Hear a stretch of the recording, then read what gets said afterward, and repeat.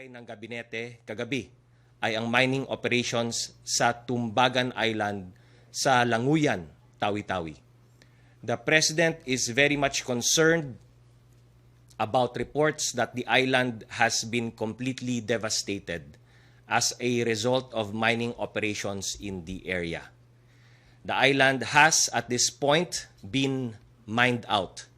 And while rehabilitation efforts are underway, the President is issuing a directive to stop any and all mining in Tumbagan Island and to step up the rehabilitation of the area by planting more trees and other efforts of rehabilitation. More actions will be considered as more light is shed regarding the state of the island and the conduct of mining operations in the area. On another item on the agenda last night was a concern that Senator Bongo mentioned last week after stories surfaced that students were selling their lewd photos online.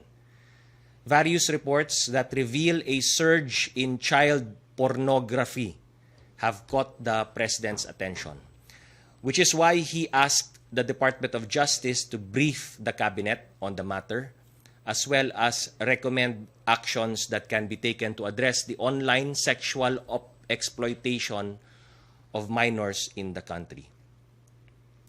Online sexual exploitation has always been a major concern of the government, particularly the DOJ Interagency Council Against Trafficking, or IACAT.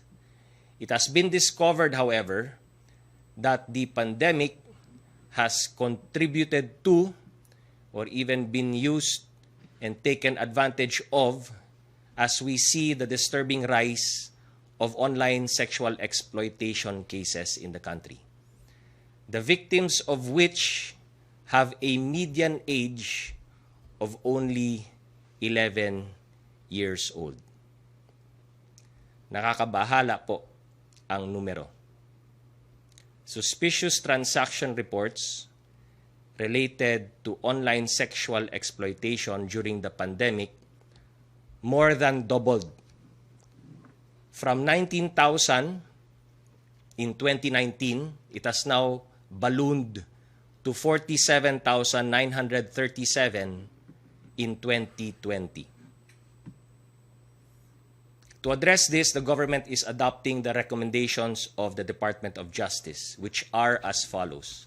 First, to direct the NTC to immediately impose sanctions on Internet Service Providers, or ISPs, for failure to fulfill their duties under Republic Act 9775. These duties, may we remind the ISPs, include, number 1, immediately notifying the PNP or NBI within 7 days upon knowledge thereof that its server or facility is being used for child pornography. Number 2, preserving evidence for purpose of investigation and prosecution. Number 3, furnishing particulars of users involved in child pornography. And number 4, most importantly for the ISPs, installing available technology to intercept or immediately block access to child porn. Second, to issue an executive order that will pave the way for, number 1, the strengthened cooperation between IACAT, the Interagency Council Against Child Pornography, and other relevant agencies. Number 2, the formulation of a case management protocol. And number 3, the streamlining of online sexual exploitation information dissemination efforts to be headed by the PCOO. Pangatlo, and we call on Congress for this, to certify as priority the passage of bills pending in Congress to amend Anti-Trafficking in Persons Act. That, number 1, exempt trafficking in persons from the anti-wiretapping law. Number 2, to broaden the membership of the IACAT. And number 3, to impose obligations on ISPs and tourism establishments, all in the effort for us to destroy child pornography in the Philippines. Pang-apat, to strengthen the IACAT by providing plantilla positions and additional funding.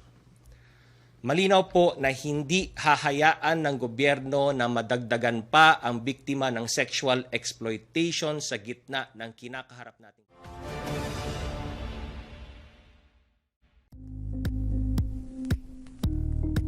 Thank you for watching Politico TV. Please like and subscribe to our channel for more videos.